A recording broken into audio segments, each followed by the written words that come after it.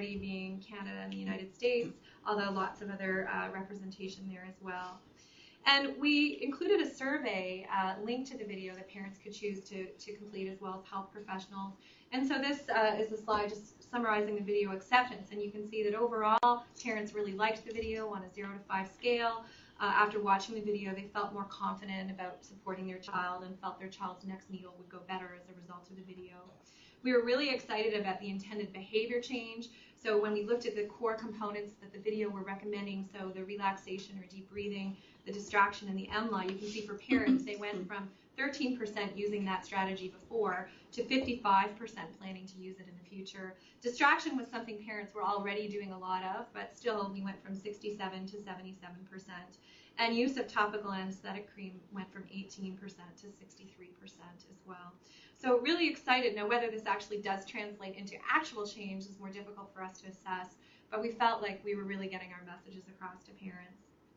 And through this experience, I had to start using the Twitter account my students had signed me up for. I had previously really rolled my eyes at this. I didn't really get it. And then all of a sudden, when I had something, a message I wanted to share, I realized what a powerful tool Twitter can be. So I was able to direct the video to people like Andre Picard at the Globe and Mail, the health reporter, who has been hugely supportive of my work over the last year and routinely will share stories with his 30,000 followers about children's pain. We engaged colleagues at various centers across Canada. And also I reached out to all these different online parenting media forums because I thought these people have a lot of access to parents. And if we can get them to share, then maybe that will improve our uptake. So one of the people I tweeted to was Erica M., who some of you may know from her days as a video jockey on Much Music in the 80s. But she has, since having her own children, created an incredible online forum for Canadian mothers called the Yummy Mummy Club. So I tweeted it to her, and you can see a little sequence here. She wrote back and said, hey, this, I'm flagging my mummy blogger who's a family doctor, Dr. Kim, who might be interested in writing a story about this. Dr. Kim tweeted back saying, actually, I love this video. Can I write about it? Sure. So she published a blog in January about how to make getting a needle easier for you and your kids. You can see on the left that it resulted in a lot of sharing and tweets and so on. This was from quite a while ago that we took this still, so there's quite a few more. And, the article was written in a fun and accessible way, and I got a kick out of the statement that said, anyway, I've got good news. There are specific ways to minimize the pain of a needle for kids and ways to alleviate the anxiety that precedes the needle. In fact, there's a whole group of people who researched such a thing. Who knew, right? Well, we know, but parents don't know. And so this leads to the grant that I'm working on right now. It's actually a partnership grant with the Yummy Mummy Club and Erica M. going to CIHR, where we're planning to leverage all of her incredible reach via social media and combining that with all the great evidence-based content that we have that we think parents can benefit from.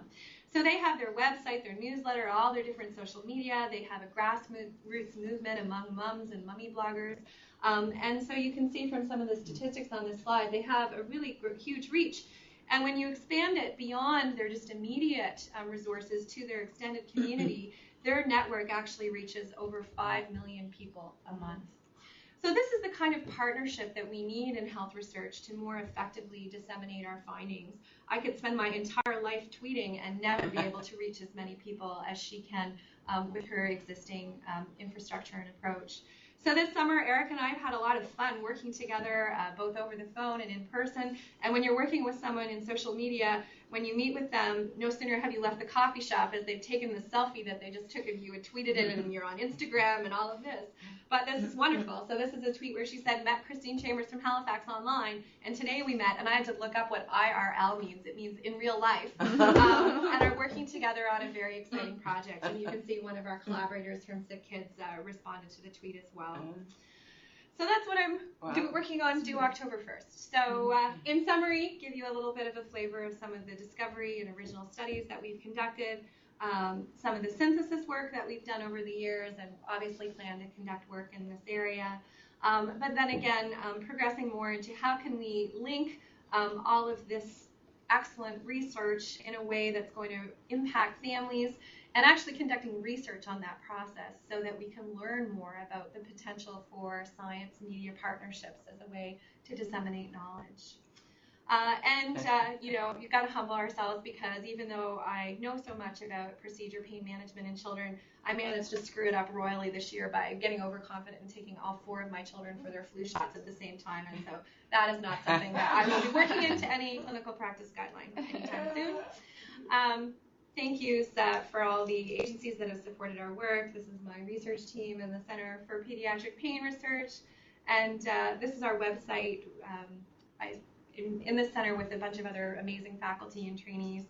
If you'd like to learn more about what we do, you can find us online or on Twitter too. So, yeah, thank you. Great. So I'm just going to switch over this slide so everybody can see us now. So this is wonderful. Thank you, Christine. And so we're going to switch laptop for 1 minute. I'll be back in 1 minute. Okay, all right. So, we have a couple of minutes to entertain a few questions here, Christine. So let's start with the remote site. UNBC, is any questions over there? I think you have to unmute your phone. Not right at the moment. Thank you. That was excellent. Okay, and what about St. Paul's? Jordan, are you still there? I can't really see you. No questions from St. Paul's. Thank you, though. Okay, and what about CSB? Hi, thank you for that excellent presentation. I do have one question. You said initially you had done some work with kids with chronic pain. I'm wondering, do you work with kids with complex medical conditions? Yes, we do. Do you have any kind of words of wisdom for that particular population? Right. So I think that, you know, when children have complex medical needs, that's often when pain gets really forgotten about. So that's a group that I think is truly at risk for, you know, poorly managed pain. So we've worked hard within our own institution to make sure that we have a pain policy that is used to ensure that all children have their pain routinely assessed and individualized treatment plans made. So I think that's something that we are, you know, very concerned about, is those children, you know, falling through the cracks.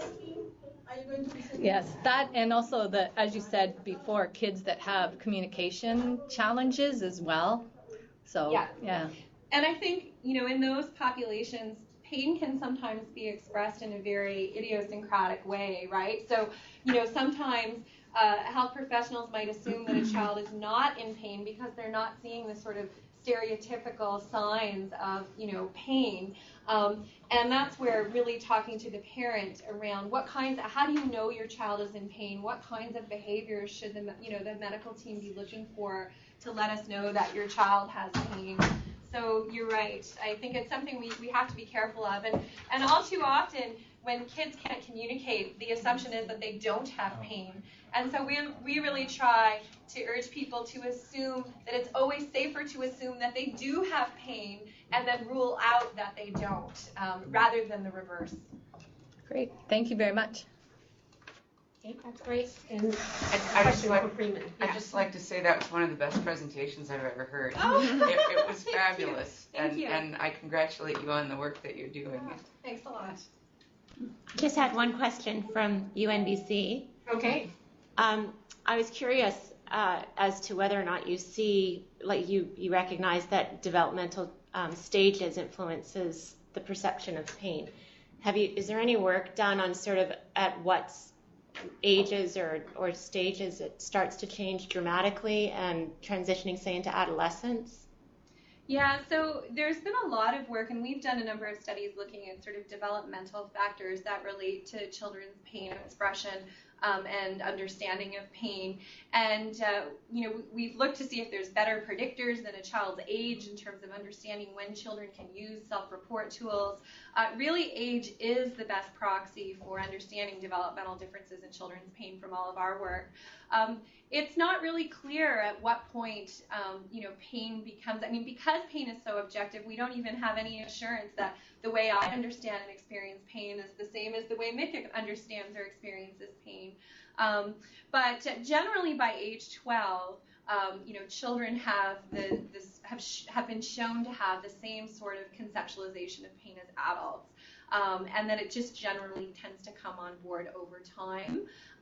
Usually by age 5 to 7, children have a fairly complete understanding of what pain is, but not as thorough as an adult would. Actually, I do have one for Christine. Now we're circling back to Freeman. I am fascinated about your talk. Well, the whole entire talk is fascinating, but particularly the part that you talk about, engaging patients and the impact piece, because I think that's where the money is, really. I hope so.